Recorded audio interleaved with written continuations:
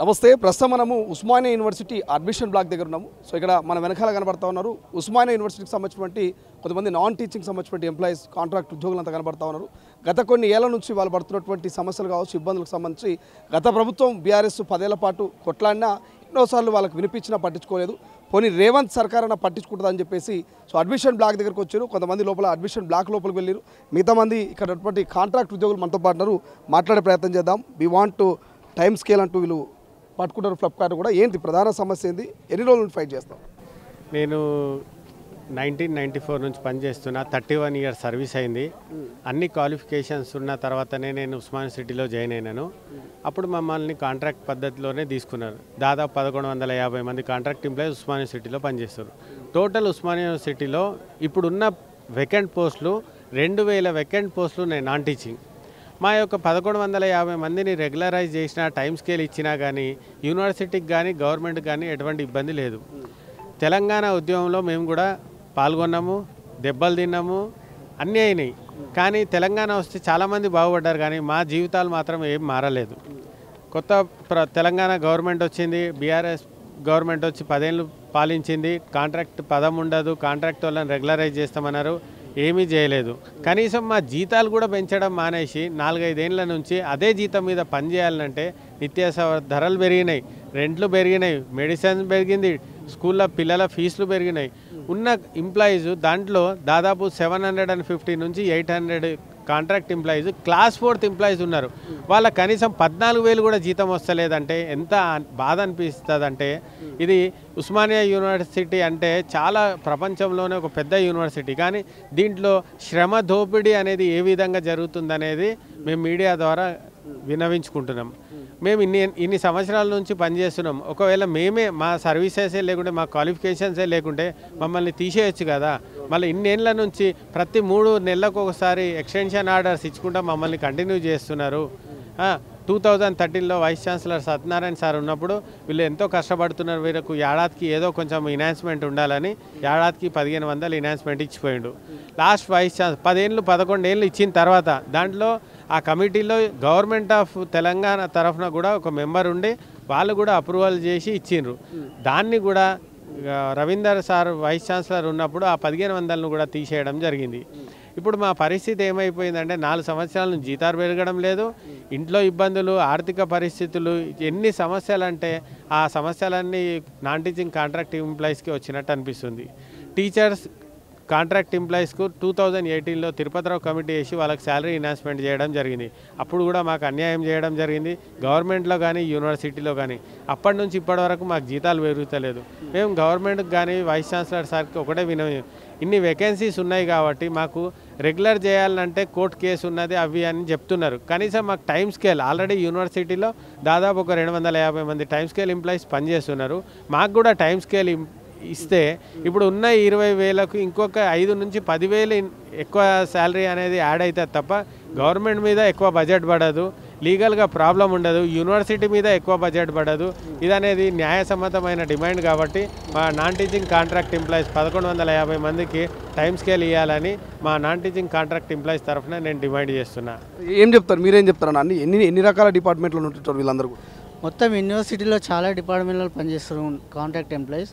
అయితే ఇంకొక విషయం చెప్పాలనుకుంటున్నా, as per Osmania University norms ప్రకారం ఇదే అటానమస్ బాడీ, వీసీలకి ఒక ఆప్షన్ ఉంది. వాళ్ళు ఆ కాంట్రాక్ట్ ఎంప్లాయీ డిజాల్వ్ చేసుకొని టైం స్కేల్ చేస్తున్నారని గవర్నమెంట్ ఒక ప్రపోజల్ పంపిస్తే అది వాళ్ళు యాక్సెప్ట్ చేస్తారు. ఇంతకుముందు ఉన్న సులేమాన్ సిద్దికి 350 మంది చేసిపోయారు. మరి ఇప్పుడు వచ్చిన వీసీలు ఎందుకు పట్టించుకోవట్లేదు అంటే డబ్బులు లేవని చెప్తారు, కానీ వాళ్ళకి అన్ని ఫెసిలిటీస్ అయితే ఉన్నాయి, అన్ని డబ్బులు కానీ వేటికి అన్నిటికి వస్తాయి, కానీ ఓన్లీ కాంట్రాక్ట్ ఎంప్లాయీస్కి ఇవ్వడానికే ఎందుకు వాళ్ళకి రావట్లేదు. అందుకే మేము ఇప్పటికైనా ధర్నా చేయకుండా, పోరాడకుండా మాకు సాధించలేమని చెప్పేసి మేము ఇక్కడికి ర్యాలీగా వచ్చాము.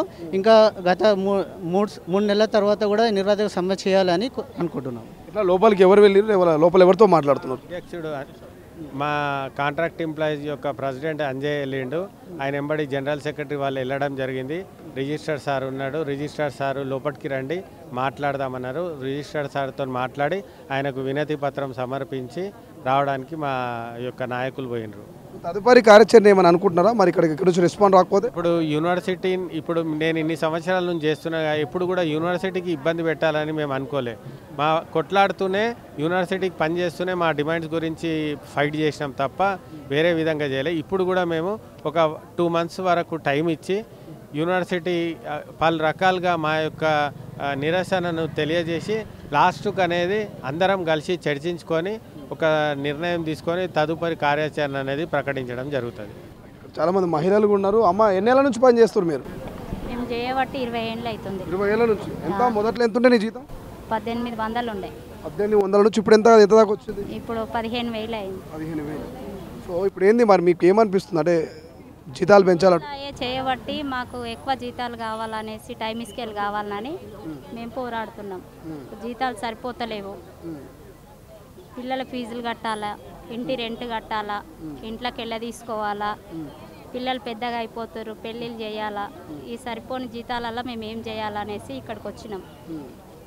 20 ఏళ్ళ నుంచి మీరెన్నేళ్ళ నుంచి చేస్తున్నామా? చెప్పండి. 20 ఏళ్ళు అవుతుందండి. అంతే అంతే సార్, అంతే అందరం కాంట్రాక్టరే. అందరూ అంతే కాంట్రాక్ట్ వాళ్ళే ఉన్నారు. సో అక్కడ కూడా కొంతమంది ఉన్నట్టున్నారు, వీళ్ళతో కూడా మాట్లాడే ప్రయత్నం చేద్దాం. చెప్పు, ఎన్నేళ్ళ నుంచి చేస్తారు? మేము 19 years అయిపోయిందండి. 19 సంవత్సరాలు. జీతం అప్పుడు 5,000 ఉండే. ఇప్పుడు ఎంత దాకా వచ్చింది? ఇప్పుడు 24కి వచ్చింది. 24కి వచ్చింది. సరిపోతున్నాయా మరి డబ్బులు? సరిపెట్టుకుంటున్నాం అనుకుంటున్నాం కానీ సరిపోవట్లే, అందుకే స్ట్రైక్ చేస్తున్నాం. ఎట్లా రిజిస్టర్ గారి నుంచి ఏమన్నా స్పందన వచ్చే అవకాశం అనిపిస్తుందా? ఇస్తారని అనుకుంటున్నాము, ఇవ్వాలనే కోరుకుంటున్నాం కూడా. అది 15 years పెరిగి లాస్ట్కి 24 వరకు వచ్చాయండి. లాస్ట్ 4 years నుంచి ఆ 1500 కూడా తీసేశారు. ఇయర్లీ 1500 పెంచేవాళ్ళు 4 years నుంచి అవి కూడా తీసేశారు. 19 years నుంచి ఎప్పుడు రెగ్యులర్ చేస్తాము అన్న హోప్స్ ఉన్నాయి కాబట్టి ఈ 19 years వరకు వెయిట్ చేసాము. అప్పుడే క్లియర్గా ఏం లేదు అని చెప్తే మేము కూడా వెళ్ళిపోయే వాళ్ళం. ఇప్పుడు బయటికి వెళ్ళలేని సిచ్యువేషన్, ఇక్కడ ఉండలేని సిచ్యువేషన్, ఏం చేయాలో కూడా తోచక స్ట్రైక్ చేద్దామని కూర్చున్నాం. ఇది మొత్తం మీద ఉస్మానియా యూనివర్సిటీకి సంబంధించినటువంటి నాన్ టీచింగ్కి సంబంధించినటువంటి కాంట్రాక్టు ఉద్యోగులంతా వీళ్ళంతా కూడా. సో వీళ్ళంతా కూడా ఒక్కొక్కరు ఒక్కొక్క ఆవేదన. అమ్మ చెప్పండి, ఎన్నేళ్ళ నుంచి చేస్తా ఉన్నారు? मैं 14 ईयर से कर रही हूँ सर. मैं कोटी वुमेंस कॉलेज में वर्क करती हूँ, एज ए कॉन्ट्रैक्ट एम्प्लॉय हूँ. मेरी सैलरी स्टार्टिंग 4,000 से है. मैं पीजी प्लस बीएड हूँ. 4,000 से कर रही हूँ मैं, बिकॉज यूनिवर्सिटी में कुछ जॉब सिक्योरिटी इज़ देयर, बल्कि एक होप के साथ मैं आई. Still I am getting after 14 years 18,000 change. It's very disappointing. अब हम लोग को एक जॉब सिक्योरिटी टाइम स्केल से मिल गया तो इट्स वेरी गुड. बेनिफिट भी होने वाला है.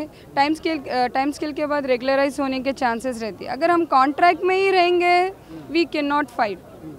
We want time scale because not only me, all my friends, my colleagues are getting below 20,000 past from 15 years and many are there.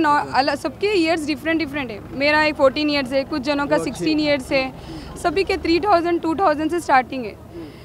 यहाँ पर budget नहीं है बोलते, लेकिन जब अगर 300 एंड चेंज वालों को यूपीएससी एग्जाम्स लिखे, ग्रुप 1 लिखे बोल के ज्वाइन कर दिए, उन लोगों को एक सैलरी मिल रही. उन लोगों को वो सैलरी देने के बजाय हमको भी दिए तो हम लोग के भी पेट भरे तो हम लोग का भी कुछ अच्छा होने वाला है ना. फ्यूचर सिक्योरिटी बच्चों का होता, लेकिन हमारा नहीं देख रहे. हम भी इतनी सर्विस दिए ना, तो हम लोगों को रेवंत रेड्डी सर से ये रिक्वेस्ट करना है, इतनी सर्विस हम आपको दे रहे, we are part of family, तो हम लोग को टाइम स्केल कर दो, पुण्यम అవుతుంది. సో ఇది చాలా సింపుల్గా చెప్తుంది. మేము ఒక ఫ్యామిలీ మెంబర్లా మీ ప్రభుత్వంలో పార్ట్ అయిపోయాం. సో ఇందులో భాగస్వామ్యం అయిపోయాం. సో దయచేసి మా టైం స్కేల్ని మీరు అమలు చేయండి అని చెప్తా ఉన్నారు. ఒక్కొక్కరు 20 ఏళ్ళు 25 ఏళ్ళ సర్వీస్ వీళ్ళందరూ కూడా కాంట్రాక్ట్ ఉద్యోగులుగా ఇక్కడ प्रेजेंट ज्वाइन हो रहे, दे आर गेटिंग अबाउट 20,000, 30,000, 20,000, 25,000. और फिर डिफरेंस क्या है जगह, क्योंकि सर्विस दे दिए इतने 15 ईयर्स 12 ईयर्स 20 ईयर्स से, उन लोगों की सैलरी इतनी है. जो अपकमिंग प्रेजेंट जो आ रहे हैं उन लोगों को 20-30,000 क्यों है? Why difference? Revanth Reddy please हम लोग को सैलरी बढ़ा दो ना, हम लोग का फ्यूचर सिक्योर होता. जस्ट सिंपल रिक्वेस्ट है, please give time scale. We want time scale. Thank you. ఇది మొత్తం మీద అడ్మినిస్ట్రేషన్ బ్లాక్ దగ్గరికి అయితే వీళ్ళందరూ వచ్చారు. సో దాదాపు 1,100 నుంచి 1,200 మంది ఉన్నారని చెప్తా ఉన్నారు. చాలామంది కూడా 15-20 ఏళ్ళ నుంచి పనిచేస్తూ ఉన్నాం. 1,800-1,500 జీతాలు తీసుకున్నప్పటి నుంచి పనిచేస్తూ ఇప్పుడు దాదాపు 20,000, 15,000, 25,000 వరకు వచ్చాము. గతంలో 4 ఏళ్ల కిందటి వరకు సో ఎవ్రీ ఇయర్ 1,400 అట్లా మాకు పెరిగేది. సో ఇప్పుడు అసలు టైం స్కేల్ పాటించట్లేదు, అమలు పరచట్లేదు. 4 ఏళ్ల నుంచి మాకు ఎక్కడ జీతాలు పెరగట్లేదు. సో కాంట్రాక్ట్ ఉద్యోగుల్ని కనీసం పర్మనెంట్ అని చేస్తారేమని కోటి ఆశలు పెట్టుకున్నాం. కనీసం పర్మనెంట్ చేయకపోయినా మరి ఈ టైం స్కేల్లను అమలు చేయాలంటూ వాళ్ళు చెప్తున్నటువంటి పరిస్థితి. సో చాలామంది వచ్చారు, 10-1100 మంది ఇక్కడికి వచ్చి అడ్మినిస్ట్రేషన్ బ్లాక్ దగ్గర వాళ్ళు నిరసన తెలియజేస్తూ ఉన్నారు. ఒక ర్యాలీగా అటు ఆర్ట్స్ కాలేజ్ నుంచి వాళ్ళు బయలుదేరారు.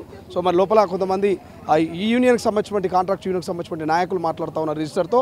సో రాష్ట్ర ప్రభుత్వానికి రిక్వెస్ట్ చేస్తూ ఉన్నారు. గత ప్రభుత్వం ఎలాగో పట్టించుకోలేదు, కనీసం రేవంత్ రెడ్డి ప్రభుత్వమైనా పట్టించుకోవాలి. తెలంగాణ ఉద్యమంలో కావచ్చు గత ప్రభుత్వం పట్టించుకోలేకపోయింది. ఈ ప్రభుత్వానికి మరి అధికారంలోకి రావడానికి కూడా మా పాత్ర ఉంది కాబట్టి సో దయచేసి మమ్మల్ని పట్టించుకోండి, టైం స్కేల్ని అమలు చేయండి అంటూ మరి ఇక్కడ ఉన్నటువంటి కాంట్రాక్టు నాన్ టీచింగ్ ఎంప్లాయీస్ అంతా కూడా రేవంత్ ప్రభుత్వానికి రిక్వెస్ట్ చేస్తున్నారు.